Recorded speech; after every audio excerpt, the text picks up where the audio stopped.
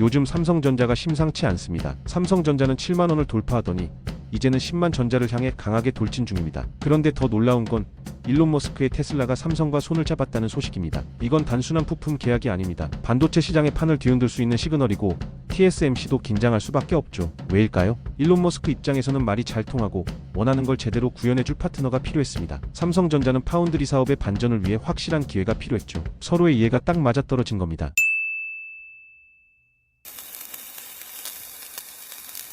그런데 한 가지 의문이 생깁니다. 아니 삼성전자 이렇게 잘 나가는데 그동안 파운드리는 왜 그렇게 적자였던 걸까? 사실 삼성의 반도체 사업 중 파운드리, 즉 반도체 위탁 생산 부문은 수조 원대 적자를 내며 고전 중이었습니다. TSMC가 독주하는 시장에서 삼성은 뒤따라가는 입장이었죠. 그런데 이번에 삼성전자가 23조 원짜리 수주 계약을 따냈습니다. 이 계약을 계기로 삼성 파운드리는 미국 텍사스 테일러 공장에서 본격적인 AI 반도체 생산에 돌입합니다. 삼성의 첨단 공정 수율이 개선된 덕분에 이런 대형 계약이 가능했던 거죠. 이번 수주는 단순한 매출 확보가 아닙니다. 삼성 파운드리가 다시 승부수를 던졌다는 신호입니다.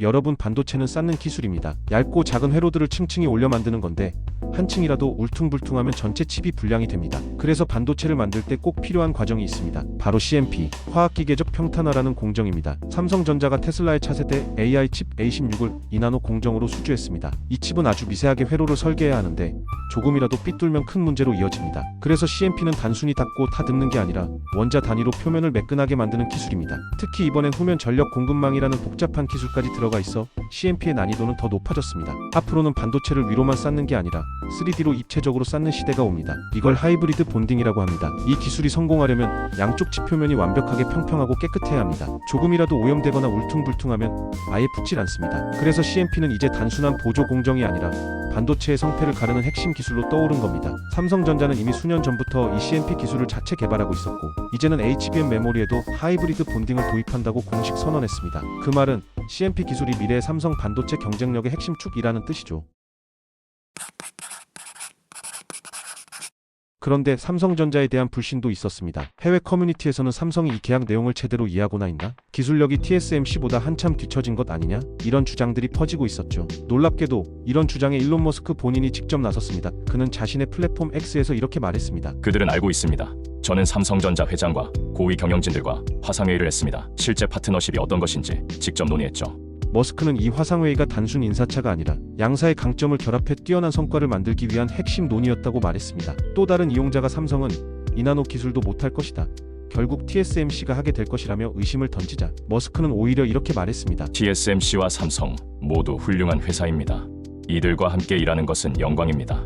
즉 두 회사 모두를 깊이 이해하고 삼성을 신뢰한다는 것을 밝힌 것입니다. 머스크는 이번 계약의 상대가 테슬라라는 사실도 공식 확인했습니다. 그는 삼성의 텍사스 대형 신공장은 테슬라의 차세대 AI6 칩 생산에 전념할 것이며 그 중요성은 아무리 강조해도 지나치지 않다고 말했습니다. 심지어 계약 금액인 22조 9천억 원은 최소 수치일 뿐이고 실제 생산량은 몇 배 더 커질 것이라고 말했죠. 이재용 회장은 이튿날 바로 미국 워싱턴 DC로 출국했습니다. 공식 목적은 밝히지 않았지만 업계는 글로벌 파트너들과의 심층 협의 그리고 신사업 기회 확보로 분석합니다. 일각에서는 미국과의 관세 협상까지 염두에 둔 행보라는 해석도 나오고 있습니다.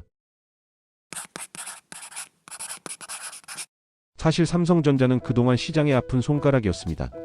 시가총액 1위라는 타이틀에도 불구하고 시장이 오를 때조차 삼성 혼자 소외되는 흐름이 이어졌습니다. 하지만 최근 11개월 만에 삼성전자가 다시 7만 전자를 회복하며 시장 분위기가 달라졌습니다. 삼성전자의 반등은 단순히 한 종목의 회복이 아닙니다. 같은 날 코스피 지수도 3230선을 돌파하며 연고점을 경신했습니다. 이는 무려 2021년 이후 4년 만의 복귀입니다. 즉 삼성의 회복이 한국 증시 전체의 자신감을 끌어올리고 있는 상황입니다. 그동안 왜 이렇게 힘들었을까요? 그 이유는 명확합니다. 외국인이 작년 8월부터 올해 5월까지 삼성전자를 26조 3천억 원어치나 순매도했기 때문입니다. 코스피 전체 외국인 순매도의 70%가 삼성전자에 집중됐던 겁니다. 게다가 2분기 실적이 시장 기대를 크게 밑돌며 영업이익이 전년 대비 55.94% 감소하며 이른바 어닝 쇼크까지 겪었습니다. 이 시기 외국인은 삼성전자 주식을 하루에만 5천억 원 넘게 팔아치우기도 했습니다. 하지만 그런 삼성전자가 일론 머스크의 테슬라와 22조 8천억 원 규모의 계약을 체결한 이후 모든 분위기가 달라졌습니다. 공시가 나온 바로 다음 날 외국인은 삼성전자를 6,810억 원 순매수하였고 올해 들어 하루 기준 최대 매수 규모였습니다. 단 하루 만에 외국인의 시선이 바뀐 것이죠. 그리고 그 이유는 단순히 계약 금액 때문이 아니었습니다. 삼성이 다시 기술력과 신뢰를 증명한 기업으로 부상했다는 상징성 그 자체가 전환점이 된 것입니다. 현재 삼성전자의 외국인 지분율은 50.44%, 최근 10년 기준으로 역대 최저 수준입니다. 게다가 하반기에는 메모리 반도체 업황 회복도 본격화될 것으로 예상되며 이로 인해 삼성의 펀더멘털, 즉 실적과 실력이 다시 좋아질 가능성이 큽니다. 다양한 증권 전문가들은 삼성의 테슬라 수주는 TSMC 독점 구조에 금을 낼 수 있는 충격파라고 평가했고 그동안 기업 가치를 누르던 여러 요인 중 일부가 바뀌기 시작했다고 평가했습니다. 이건 삼성의 터닝포인트라고 부를 수 있다고 말했습니다. 또 다른 증권 기업은 이번 삼성의 반전은 단순한 회복이 아닌 산업 자체를 되살리는 신호탄이 될 수 있다고 분석했습니다. 한때는 수익률 꼴찌, 외국인 외면, 미래 기술 뒤처짐의 삼중고를 겪던 삼성전자. 그런데 지금 머스크가 먼저 인정하고